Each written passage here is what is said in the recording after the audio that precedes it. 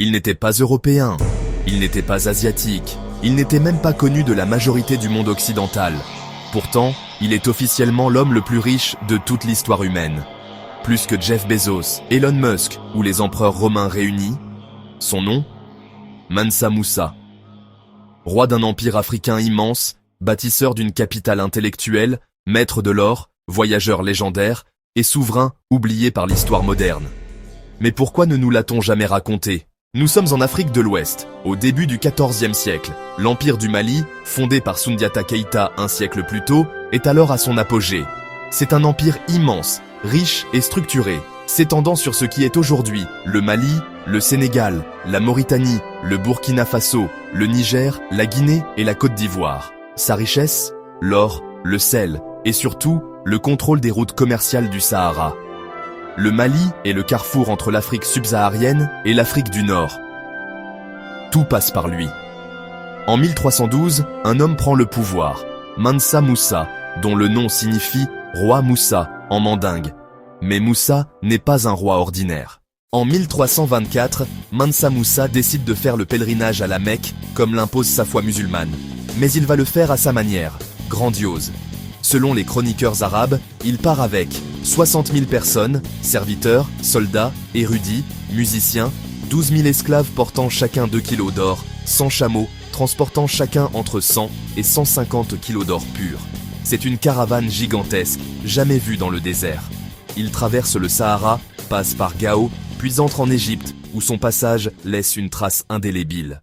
Lorsqu'il arrive au Caire, Mansa Moussa distribue de l'or à tous les pauvres, fait des dons massifs aux mosquées, aux commerçants, aux gouverneurs locaux. Il en donne tellement que la valeur de l'or s'effondre, provoquant une inflation qui dure 12 ans. Imaginez un seul homme affectant toute l'économie d'un pays, juste en passant. Le sultan d'Égypte est stupéfait. Les chroniqueurs arabes comme Al-Oumari le décrivent comme un roi modeste, pieux, mais d'une richesse inimaginable. C'est là que l'histoire de Mansa Moussa entre officiellement dans les cartes du monde. Sur la carte catalane de 1375, il est représenté assis sur un trône d'or, une pépite géante dans la main, symbole de puissance.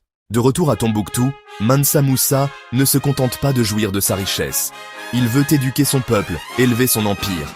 Il construit la mosquée Djingareyber, encore debout aujourd'hui. Des écoles coraniques, une université à Sankoré, qui attire des savants du monde entier. À son apogée, Tombouctou compte plus de 25 000 étudiants, des milliers de manuscrits et devient l'un des plus grands centres intellectuels du monde musulman. On y enseigne la mathématique, l'astronomie, la médecine, la littérature et bien sûr, la théologie islamique. Selon les estimations modernes, la fortune de Mansa Moussa équivaudrait à plus de 400 milliards de dollars actuels. Pour comparer, Elon Musk, 2025, environ 240 milliards, Jeff Bezos, 200 plus milliards. Mansa Moussa, incalculable selon certains économistes. Il ne possédait pas seulement de l'or, il contrôlait les routes commerciales, les mines, les ports, les armées et même les savoirs. L'Europe a rarement parlé de Mansa Moussa dans ses livres d'histoire. Pourquoi ? Son histoire était principalement orale, transmise par les griots.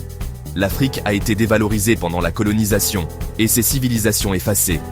Les grandes figures africaines ne rentreront pas dans le récit colonial de l'Afrique primitive. Mais l'histoire commence à changer.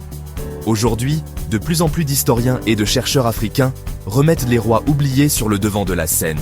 Son nom est aujourd'hui porté par des écoles, des rues, des monuments en Afrique de l'Ouest.